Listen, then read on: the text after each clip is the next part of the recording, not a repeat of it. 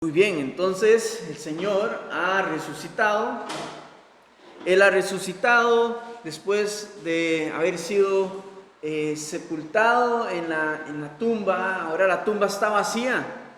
María Magdalena junto a otras mujeres habían venido a la tumba de Jesús para poder ungir, ¿verdad?, el cuerpo y todo lo demás. Y se toparon con la sorpresa de que la tumba está abierta. Y vimos que en el Evangelio de Juan menciona solo María Magdalena, aunque venía con otras mujeres, porque ella fue la que probablemente corrió con el mensaje a los discípulos, a dar aviso de que la tumba estaba abierta. Esto sucedió 3 días después de la muerte y sepultura de Jesús, temprano en la mañana. Entonces, ella solamente vio la tumba abierta, vio que no había un cuerpo y corrió con el mensaje. A lo que los discípulos respondieron, Pedro y Juan vinieron corriendo a la tumba y estábamos estudiando la semana anterior que Pedro fue el que entró primeramente y comenzó a ver, comenzó a examinar qué era aquello que estaba dentro de la tumba, qué había pasado, tratando de conectar su entendimiento con lo que sus ojos estaban viendo. ¿Por qué razón? Porque estaban solamente los lienzos, pero sin cuerpo. Y habíamos explicado la manera en la que los judíos enterraban a sus muertos, que los envolvían extremidad por extremidad en estos lienzos de lino, que era una tela súper cara, y luego de haber envuelto cada una de las extremidades del cuerpo en estos lienzos, lo envolvían nuevamente todo el cuerpo, lo amarraban en los pies, lo amarraban a la altura de los brazos y luego le ponían un sudario o lo que es una tela extra en la cabeza. Entonces por eso Pedro estaba tan asombrado y tratando de buscar una explicación para lo que él estaba viendo en la tumba, porque los lienzos no estaban cortados, estaban completamente enteros, intactos, pero sin cuerpo. ¿Cómo pudieron haber sacado eso? No había una explicación y no la hay, humanamente hablando, solamente que Jesús resucitó en un cuerpo glorificado, un cuerpo restaurado, en un cuerpo resucitado. Y también habíamos visto que el sudario estaba doblado aparte de los lienzos porque había una tradición en aquel tiempo. Si usted quería levantarse de la mesa de algún lugar, de una casa donde lo habían invitado, y usted no se había sentido conforme con el recibimiento, no se había sentido bienvenido en esta casa, usted por educación podía levantarse y doblar la servilleta y dejarla a un lado. Si a usted le había gustado todo el recibimiento y la bienvenida, usted la dejaba ahí simplemente y podía levantarse.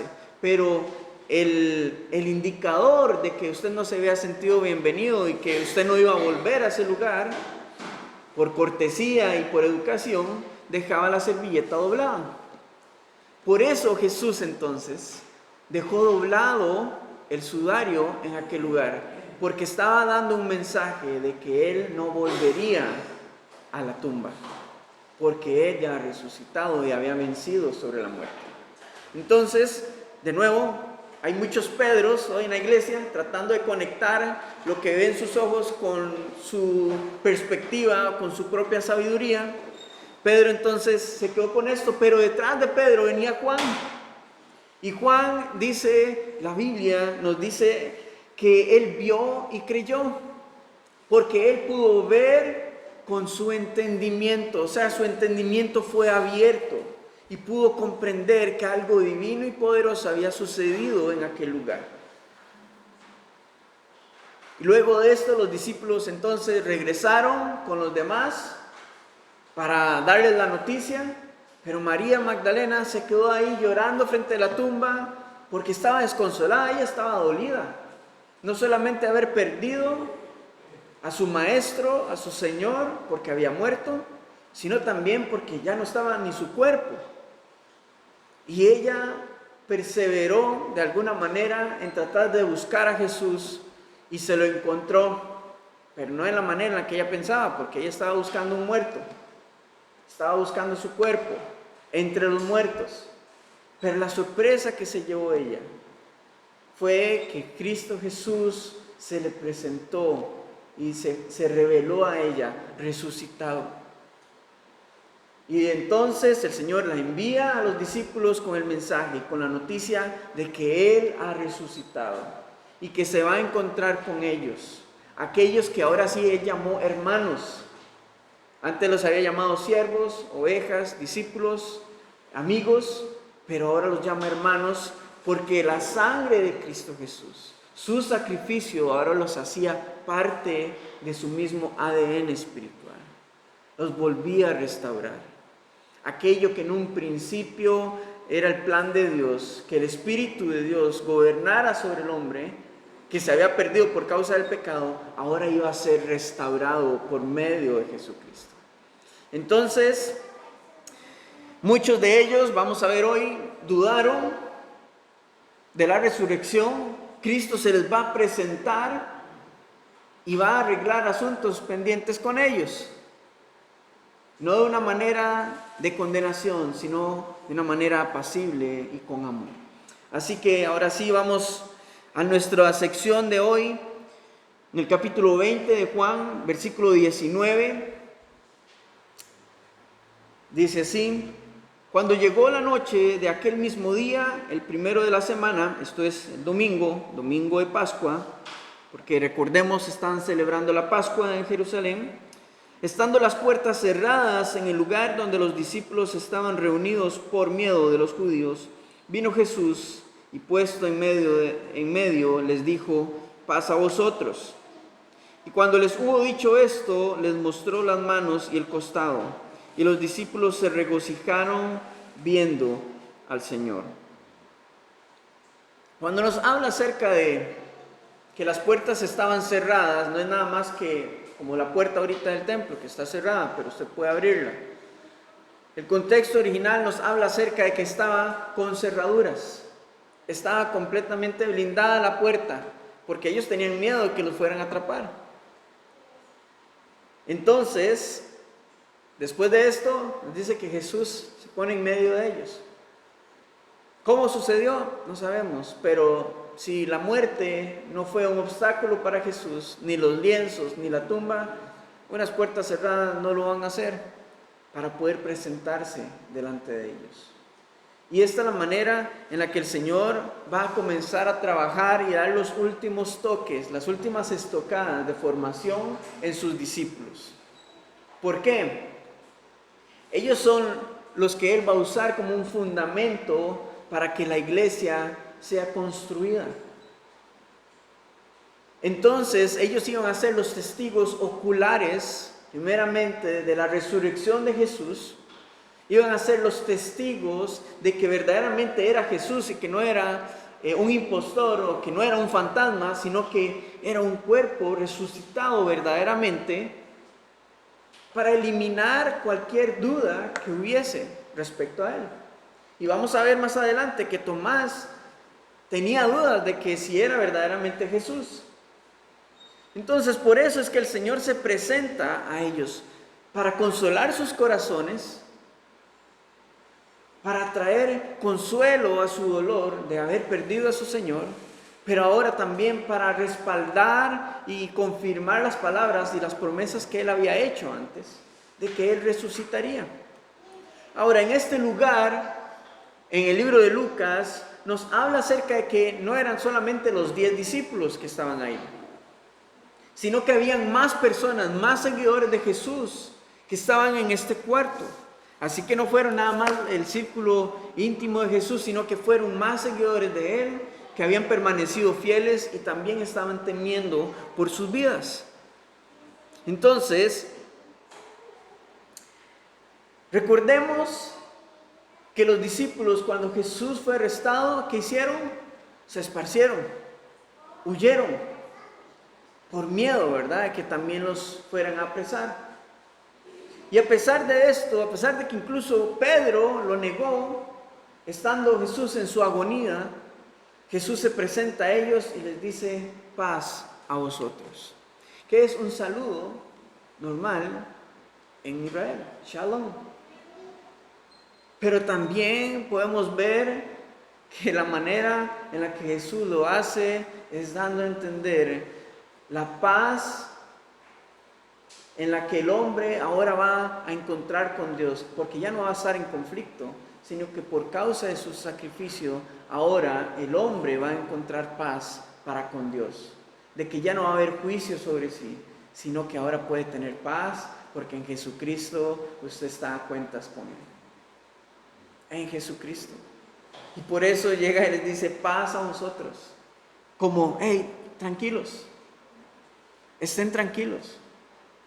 Ya no se sientan enjuiciados o condenados. Vengo a consolar su alma y su corazón. Y muestra sus manos para testificar de que verdaderamente es Él y que no es una ilusión de ellos o algo mental, sino que Él es verdaderamente quien está frente a ellos. Versículo 21 dice, entonces Jesús les dijo otra vez, paz a vosotros.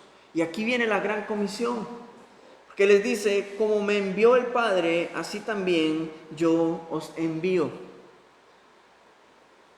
Como lo envió el Padre a Él, ahora Él los está enviando a sus discípulos. Y para poder ampliar un poco esta gran comisión, vamos a ir a Mateo capítulo 28, que nos detalla y nos amplía un poco más acerca de las palabras de Jesús.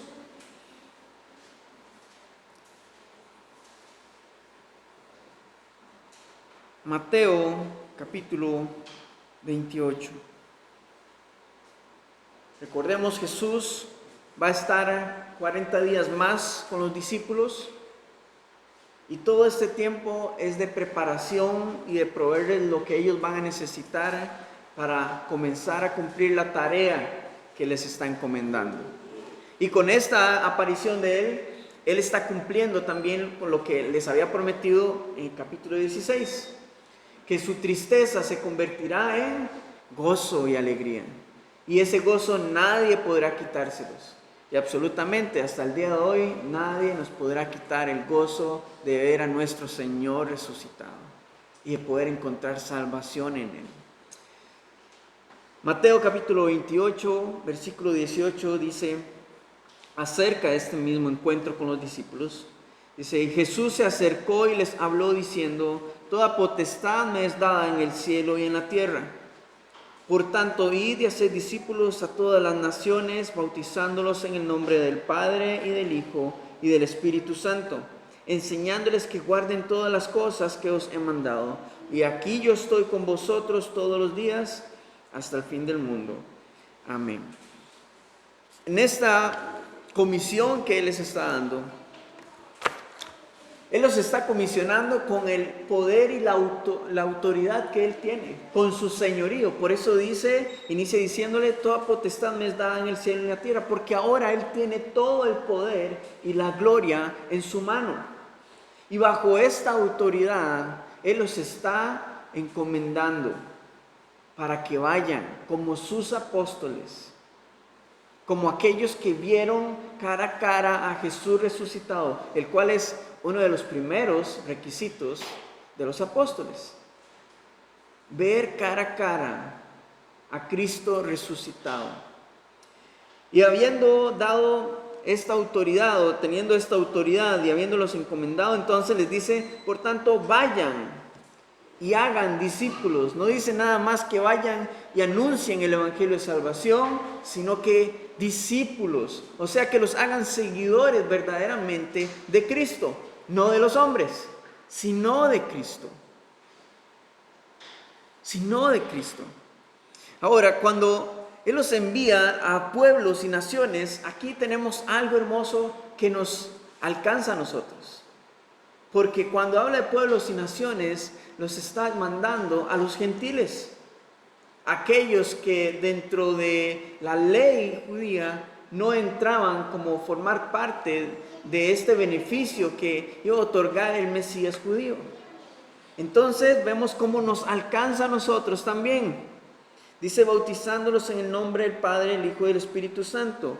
Y esto no como un acto religioso, como un protocolo, y tampoco tenemos que confundir esto de que a través del bautismo encontramos salvación, sino que es una demostración de fe, es una declaración de fe en la Trinidad divina, y en el simbolismo de lo que representa el nacer de nuevo.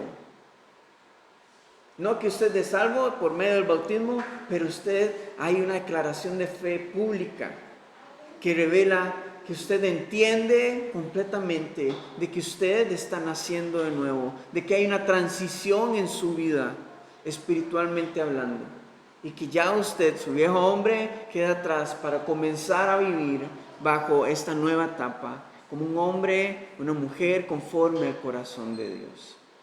Entonces, les dice, versículo 20, enseñándoles, y esto es importante, porque Jesús no los está enviando solamente a anunciar el mensaje de salvación, a continuar la obra que Él había iniciado en ellos y que ahora va a hacer a través de ellos, sino que también necesitaban ser maestros de la palabra. Cómo poder aplicar lo que ellos van a enseñar acerca de lo que Jesús les ha enseñado a ellos. Jesús los está enviando a que sean maestros, a que les enseñen a los demás cómo poder aplicar en sus vidas el caminar en su salvación. Cómo pueden caminar en su salvación. ¿Cuáles son las herramientas? ¿De qué manera? ¿Cómo deben de hacerlo? No solamente hablándoles, sino también la aplicación. Esto es lo que Jesús les está enviando a hacer, enseñándoles que guarden todas las cosas que os he mandado.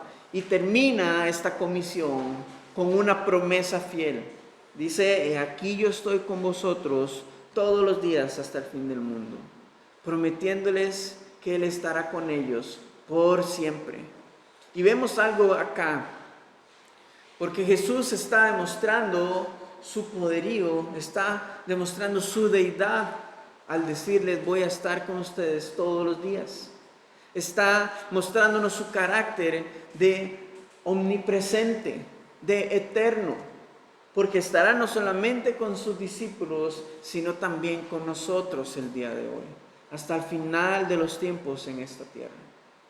Así que después de esto vamos a regresar entonces a nuestro estudio en Juan, porque esta es la comisión que Jesús les está dando. Así es como el Padre envió al Señor y así es como Él los está enviando a ellos. En versículo 22 dice, y habiendo dicho esto, sopló y les dijo, recibid del Espíritu Santo. Y esto es importante verlo con detalle también, porque no es que usted ande soplando a todo el mundo y diciéndole recibe el Espíritu Santo. Se ha malinterpretado esta práctica. Jesús lo que les está dando a entender acá es acerca de un mensaje, una esperanza y una confirmación de lo que vendrá para ellos. Porque el derramamiento del Espíritu Santo que el Señor había prometido para sus discípulos vendría hasta en Hechos capítulo 2, el día de Pentecostés. Entonces con esta acción les está dando un anticipo y una garantía de que va a suceder. Y les está diciendo bajo qué poder deben de caminar, bajo el poder del Espíritu Santo. No en su propio entendimiento, sino con la guía del Espíritu Santo. ¿Por qué? Porque la obra del Espíritu Santo en el hombre es guiarlo a la voluntad de Dios. Y con esto Jesús les está diciendo también cuál es el Espíritu que debe obrar en ellos, pero también cuál es el que va a obrar en la vida de la otra persona. Porque la obra del Espíritu Santo es guiarnos a nosotros como creyentes a la voluntad de Dios. Pero al incrédulo es traer convicción de pecado para arrepentimiento. Entonces por eso es necesario que ellos entendieran bajo qué guianza, bajo qué poder debían de caminar y de enseñar a otros, bajo el poder del Espíritu Santo. Él les va a dar consuelo, Él les va a dar discernimiento, entendimiento, la sabiduría que necesitan, les va a dar las palabras correctas y el Espíritu Santo es el que va a inspirar a cada discípulo para poder escribir el Nuevo Testamento. Entonces, de nuevo, es una garantía de lo que el Señor les está dando a ellos. Ahora, lo interesante acá es que cuando vemos que el Señor sopla sobre ellos, de una u otra manera nos hace recordar cuando en el principio de la creación Dios sopló aliento de vida sobre el hombre. Y es el mismo término, es la misma acción, porque en aquel momento Dios estaba soplando aliento de vida para que el hombre tuviese vida, para que hubiese espíritu. ¿Y cuál espíritu? El espíritu de Dios sobre el hombre, el cual fue truncado, el cual fue quitado por causa del pecado. Y que ahora el mismo Creador está soplando aliento de vida sobre sus discípulos, dando a entender de que hay una restauración, de que aquel Espíritu de Dios que habitaba en el hombre, el cual fue quitado por causa del pecado, ahora por causa de Cristo, nuevamente tiene acceso a él, para que sea el Espíritu Santo quien gobierne sobre el alma del hombre, como el diseño original que hubo en el principio. Y nuevamente Jesús lo está dando, ¿verdad? Lo está soplando para que ellos puedan comprender de que ahora hay una nueva vida, un nuevo nacimiento en su espíritu. Entonces, por eso es que tenemos que ir profundo y detallado con esto, para no usar estos términos de manera deliberada. Debemos de comprenderlos y que esto sea revelado en nuestra vida, seamos iluminados por medio de su palabra. Dice entonces, versículo 23, a quienes remitiereis los pecados les son remitidos, y a quienes se los retuviereis les son retenidos. Dios les da una autoridad, Jesús les está dando una autoridad a los discípulos. Autoridad para hablar acerca de la verdad de las Escrituras, conforme a lo que Dios les está hablando, les está enseñando y les está diciendo. Y les está dando una autoridad para traer orden al caos de este mundo. Pero esto no quiere decir de que Jesús no les está diciendo, al que usted diga que no se le van a perdonar los pecados, entonces no se le van a perdonar. Pero a los que ustedes digan que sí, como si fuese de una manera deliberada. No. Y recordemos que todo esto debe de ser guiado por el Espíritu Santo.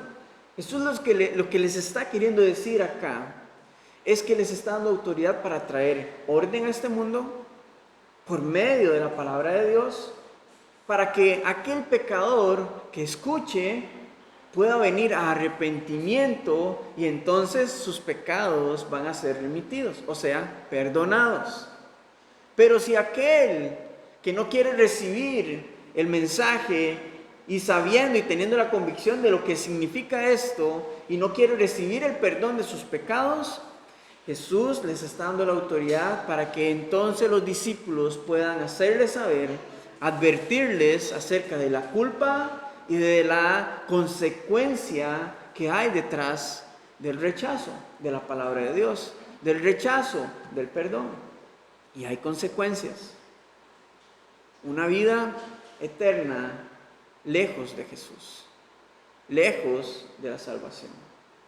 Esa es la consecuencia. Entonces, bajo esta autoridad el Señor les da. Y saben, la iglesia hoy la tiene también. Porque es lo que hacemos. Predicar la palabra de Dios, esperanzados de que llegue salvación, de que alcance salvación a la persona, para que sus pecados sean remitidos, sean perdonados. Pero también el Señor nos dota de su palabra para hacerles saber y advertirles a aquellos que no quieren recibir el perdón y la restauración en el Señor, de que hay consecuencias. Y no del hombre, sino hay consecuencias por parte del Señor. Pero lo principal es anunciar su misericordia y su gracia, de que todos tienen entrada a la salvación, todos tienen acceso a venir a la salvación por medio de Jesucristo. Entonces, después de esta aparición que tuvo el Señor con sus discípulos en aquel lugar donde estaban encerrados, 8 días después, nos vamos a dar cuenta que Tomás, el discípulo Tomás, no estaba con ellos. Continuamos en versículo 24. Dice, pero Tomás, uno de los 12, llamado Dídimo, que quiere decir gemelo, y no conocemos, bíblicamente hablando, quién era su gemelo, pero por el perfil, probablemente yo o usted hemos sido gemelos de Tomás, de su actitud. Vamos a ver. Versículo 24. Tomás, uno de los 12, llamado Dídimo, no estaba con ellos cuando Jesús vino. Le dijeron, pues, los otros discípulos, al Señor hemos visto. Él les dijo, si no viere en sus manos las señales de los clavos, y metiere mi dedo en el lugar de los clavos, y metiere mi mano en su costado, no creeré. ¿Ven? Por eso les digo que probablemente por el perfil, en algún momento hemos sido gemelos de Tomás en su actitud, que tenemos que ver para poder creer. Dice versículo 26, 8 días después estaban otra vez sus discípulos dentro y con ellos Tomás. Llegó Jesús estando las puertas cerradas y se puso en medio y les dijo, paz a vosotros. Por alguna razón, Tomás no estaba en el lugar donde estaban los discípulos la primera vez. No sabemos por qué. Pero lo que sí sabemos es que se perdió el privilegio de poder ver al Señor resucitado y de entrar en ese gozo y alegría con sus hermanos. Él no estaba ahí. Y se perdió de este privilegio de que el Señor estaba testificándoles a ellos de que Él ha resucitado. Entonces probablemente Él no está creyendo porque hay dolor en su corazón, hay frustración en su vida, porque no está su Señor. A pesar de que Jesús le había dicho a sus discípulos que Él resucitaría el tercer día. Y no es cualquier charlatán el que le está testificando a Tomás de que el Señor ha resucitado. Fueron los discípulos, sus compañeros de vida durante 3 años con el Señor. Pero él ha decidido no creer, porque él no se fía de las palabras de los demás. Él no se fía nada más del testimonio de que el Señor hizo esto en su vida o no lo hizo. Él necesita experimentarlo, necesita verlo para poder creer. Entonces, esto va a ser concedido. El Señor se va a presentar, pero no por sus exigencias, porque muchas veces pensamos que el Señor hace algo en nuestras vidas por nuestra exigencia, pero en realidad es por su gracia y misericordia y porque quiere revelarse verdaderamente a Tomás. Se quiere revelar verdaderamente a nuestra vida, pero de nuevo no por nuestras exigencias, sino por la misericordia de Dios. Y recuerdo personalmente que en un momento de mi vida que yo estaba completamente rehúso a creer en Dios, en su existencia.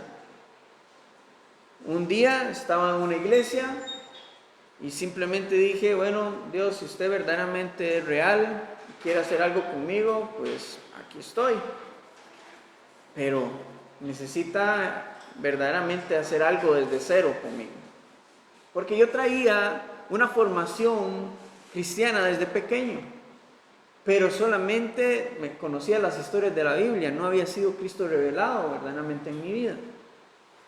Y el Señor tomó en serio aquellas palabras y se reveló a mi vida por gracia y misericordia, no por mis exigencias o porque me necesitara, sino porque más bien Él me amara. Entonces, versículo 26, nuevamente vamos a leerlo, dice: 8 días después estaban otra vez los discípulos dentro, con ellos Tomás. Llegó Jesús estando las puertas cerradas y se puso en medio y les dijo: paz a vosotros. Luego dijo a Tomás, a Tomás venía a arreglar algunos asuntos con aquel que estaba dudando. Le dice, pon aquí tu dedo y mira mis manos, y acerca tu mano y métela en mi costado, y no seas incrédulo, sino creyente. Entonces Tomás respondió y le dijo, Señor mío y Dios mío. Jesús le dijo, porque me has visto, Tomás, creíste. Bienaventurados los que no vieron y creyeron. Más allá de señalar a Tomás por su incredulidad, veamos en dónde estaba el estado de su corazón. Probablemente estaba quebrantado. Tenía incredulidad. Probablemente de las promesas que Jesús les había hecho. ¿Cuántas pensamos muchas veces que el Señor no ha cumplido con nuestras vidas sus promesas y hay resentimiento o hay algo de esto en nuestro corazón? Probablemente esto le estaba impidiendo a Tomás poder creer. Y por eso necesitaba poder verlo, porque tal vez no quería ilusionarse nuevamente de que algo sucedería en su vida, de que había encontrado esperanza y sentido al seguir a Jesús, pero que ahora su maestro ha muerto y se ha ido. Y que ahora viene este rumor de que ha resucitado y sí, pero yo no quiero ilusionarme otra vez con él. Y el Señor se presenta entonces personalmente para hacerlo creer, para vencer sobre su incredulidad, así como venció sobre la muerte y sobre el pecado, para que ahora Él venga a convicción y pueda creer verdaderamente en el Hijo de Dios. Lastimosamente, hay muchos creyentes que están en la misma posición que Tomás. Se pierden del privilegio tan grande que es poder ver a Jesús cara a cara, poder ver al Señor revelado en sus vidas y de perderse de estos regalos tan hermosos que se consiguen y que el Señor los da solamente cuando hay una asamblea, cuando están congregados en su nombre. ¿Y cuántas veces, por ser alguien como Tomás, ser parte del cuerpo de Cristo, pero siendo un miembro aparte del cuerpo de Cristo, o sea, que no nos congregamos o que no tenemos una comunidad de fe en donde podamos compartir, muchas veces nos perdemos de las cosas hermosas que Dios tiene para nosotros como cuerpo de Cristo, como iglesia? Y esto, no malinterprete, no es legalismo, no es exigencia, sino que es algo real. Porque hay muchas personas hoy que dicen, no, yo por internet, no, yo tengo mi relación con el Señor y el Señor y yo nos entendemos. Pero esto no quiere decir que usted no vaya a ser bendecido por el Señor, que el Señor no traiga verdad a su vida. Pero hay algo que te estás perdiendo cuando no eres parte de una comunidad de fe. Por algo el Señor constituyó su iglesia como un cuerpo con miembros para ser edificados y levantados unos a otros. Porque Él viene no por un miembro, cuando Él venga viene por su iglesia como cuerpo. No viene nada más por la mano de la esposa, Él viene por el cuerpo de Cristo, por la novia que es su iglesia. Tomás estaba perdiendo en un principio por saber Dios dónde estaba. Pero vemos la misericordia y la gracia del Señor, que estando Él nuevamente con los discípulos, Él se revela a su vida, para que pueda también ser parte de la obra que Dios ha preparado para sus discípulos, para su iglesia, que es evangelizar y difundir el mensaje de salvación a toda etnia, a todo pueblo, a toda nación. ¿Ven la misericordia de Dios? ¿Ven la gracia del Señor en esto? Versículo 30 y 31 tenemos la conclusión del libro, el propósito por el cual Juan escribió este evangelio guiado por el Espíritu Santo. Estos son los versículos claves de todo el libro de Juan. Dice, hizo además Jesús muchas otras señales en presencia de sus discípulos, los cuales no están escritas en este libro. pero estas se han escrito para que creáis que Jesús es el Cristo, el Hijo de Dios, y para que creyendo tengáis vida en su nombre. De esto se trata el Evangelio de Dios, que podamos creer y tener vida en su nombre.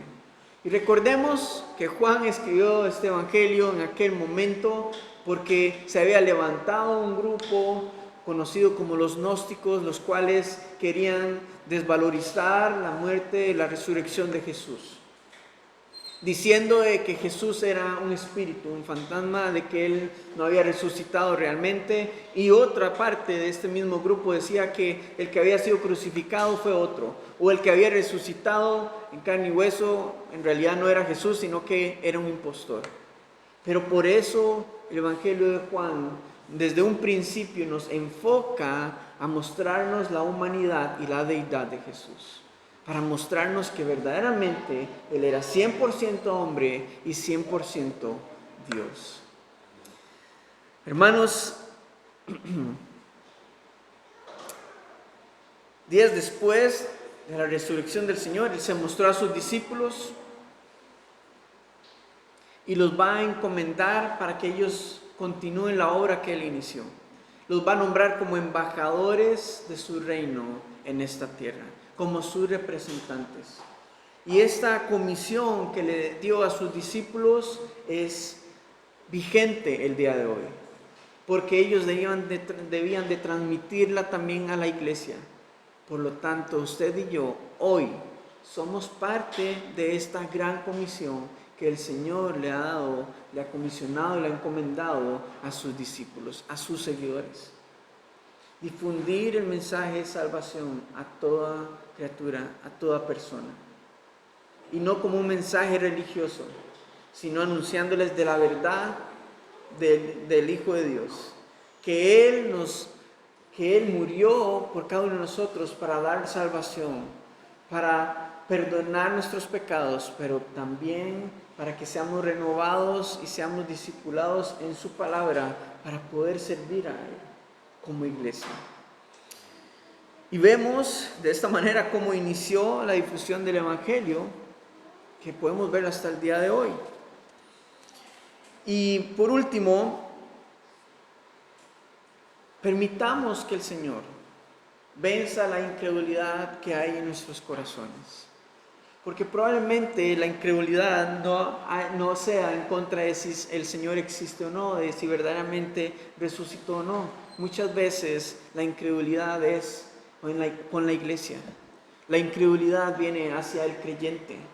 Si verdaderamente eres cristiano, si verdaderamente la iglesia me necesita o yo la necesito. Muchas veces la incredulidad va en que si el Señor verdaderamente está conmigo hasta el día de hoy.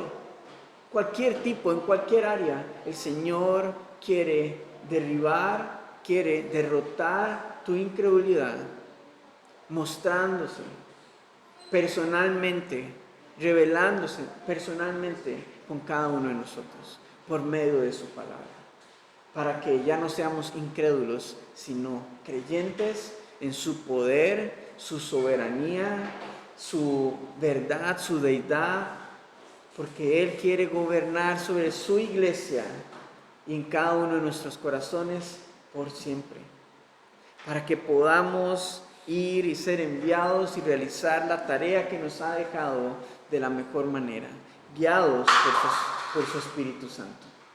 Amén. Señor, te damos toda la honra y la gloria a ti por tu palabra. Gracias porque tú nos iluminas por medio de tu Espíritu Santo para poder comprenderla, entenderla, pero Señor, ayúdanos a aplicarla en nuestra vida. Ayúdanos a aplicarla en la iglesia como congregación, que podamos ser edificados, que podamos crecer, Señor, en ti, para tu gloria y honra. Padre, aquellos que no se congregan, que no tienen una comunidad de fe, Señor, guíales hacia el lugar en donde tú los quieres, para que sea tu obra sobre todo corazón, sobre toda persona, Señor. Padre, por favor, guía a cada creyente, a cada miembro de tu cuerpo en nuestra nación, en esta ciudad. Guíalos a que formen parte, Señor, del cuerpo de Cristo, de la iglesia de Cristo. Ayúdalos, Señor, guíalos, tráeles convicción y que sea tu obra por medio de tu Espíritu, a través de tu palabra, trayendo esta convicción que necesitan sus corazones para que se den cuenta que un miembro separado del cuerpo muere poco a poco, se debilita poco a poco, y cuán necesario es que todos los hermanos estemos juntos en armonía. Así como aquel día, en el día del Pentecostés, todos los discípulos estaban juntos, unánimes, cuando tú derramaste de tu Espíritu sobre ellos, que de la misma manera es necesario que tu iglesia esté junta, unánime, en una misma fe, con un mismo corazón, adorando y exaltando tu nombre, para que tú seas derramado sobre cada uno de nosotros. Te damos toda la honra y la gloria a ti. En el nombre de Jesús oramos. Amén y amén.